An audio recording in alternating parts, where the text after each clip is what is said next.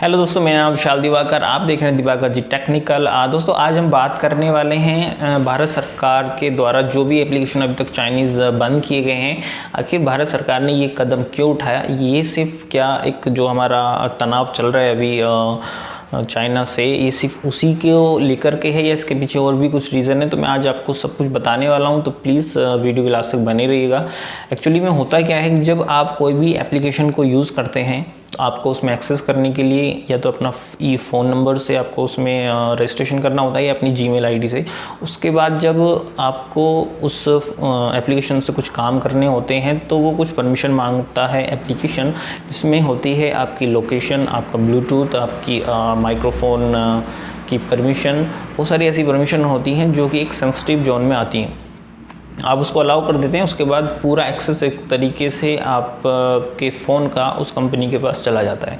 वो जब चाहे वो आपका डाटा ले सकते हैं। आप क्या करते हैं फ़ोन में उनको सब पता होता है, आपका डेटा कहाँ सेव होता है। मैंने इस पर एक पर्टिकुलर वीडियो भी बनाया हुआ है, लिंक मिल जाएगा आपको आई बटन पे इधर कहीं, तो आप वहाँ से उसको देख सकते हैं। जब आप कोई एप्लीकेशन यूज़ करते हैं तो जैसे मैंने बताया कि आपका डाटा वहाँ चला जाता है, लेकिन ये सभी के साथ होता है। चाहे आप चाइनीज़ कोई एप्लीकेशन यूज़ कर लीजिए या कोई अमेरिकन या किसी भी कंपनी का, किसी भी देश का कोई एप्लीकेशन यूज़ कर लीजिए, सभी का ये सेम प्रोसेस होता है। लेकिन सिर्फ चाइनीज़ एप्लीकेशन को ही क्यों बैन किया जा रहा है, सबसे बड़ी बात ये है।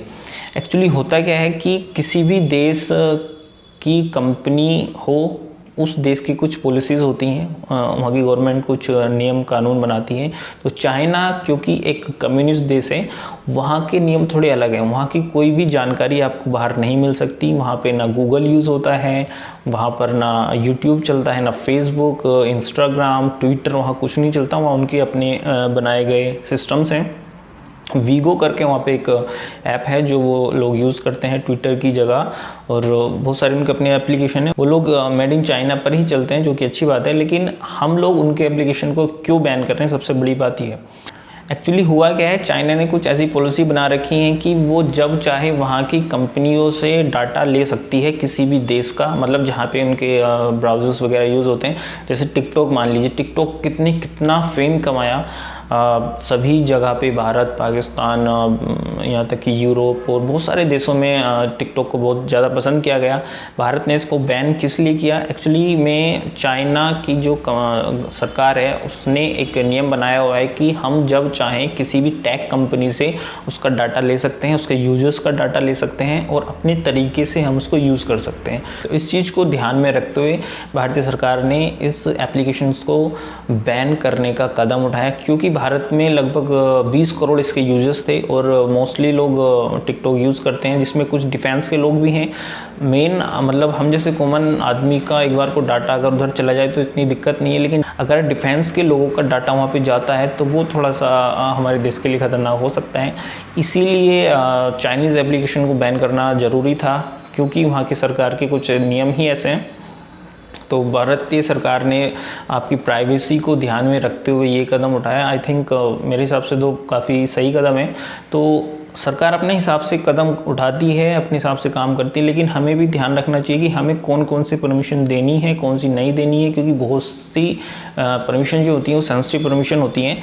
मोस्टली हम सभी को अलाउ कर देते हैं, लेकिन हमें ऐसा नहीं करना चाहिए। हमें देखना चाहिए कि हम क्या कर रहे हैं अपने फ़ोन में, कि मतलब ये एप्लीकेशन हमारे लिए सही है कि नहीं है, या हमें इस चीज़ की परमिशन देने की इसको ज़रूरत है कि नहीं है। तो वो सब चीज़ों को हमें ध्यान में रखते हुए हमें परमिशन देनी चाहिए। तो यही रीज़न है जिसकी वजह से भारत सरकार और भी एप्लीकेशन को बंद करने जा रही है। बात करेंगे पबजी की, तो पबजी को लेकर भी बहुत सारी खबरें आ रही हैं कि बहुत जल्दी पबजी भी बंद हो सकता है। पबजी के साथ साथ 275 और एप्लीकेशन है जिन्हें भारत सरकार बंद करने जा रही है। तो फिलहाल पबजी को एक थोड़ा टाइम दिया गया है। पबजी की जो कंपनी है उसको एक नोटिस भारत सरकार ने भेजा है और वो अपनी प्राइवेसी पे काम कर रही है कि मतलब हमारा जो यूजर्स का डाटा है वो इधर उधर ना हो। तो लेकिन उम्मीद बहुत कम है कि पबजी इस बैन से बच पाएगा, लेकिन देखने वाली बात है कि आगे क्या होगा। मैं एक बार फिर आपको बोलना चाहूँगा कि सरकार अपने स्तर पे काम करती है, लेकिन हमें भी ध्यान रखना चाहिए कि हमें कौन कौन से परमिशन देनी है, कौन सी नहीं देनी है। Because it's not about you, it's not about me, it's not about your ideology, it's about the nation. तो हमें ध्यान रखना चाहिए कि एक्चुअली में चल क्या रहा है और क्या हो सकता है, ये कितने ख़तरनाक चीज़ें हो सकती हैं। वेल, आज की वीडियो में इतना ही। कोशिश की आपको थोड़ा सा इसके पीछे का लॉजिक समझाने की। So this is the reason behind this. तो आई होप आपको वीडियो पसंद आया होगा। आज की वीडियो में इतना ही, मिलते हैं अगली वीडियो में।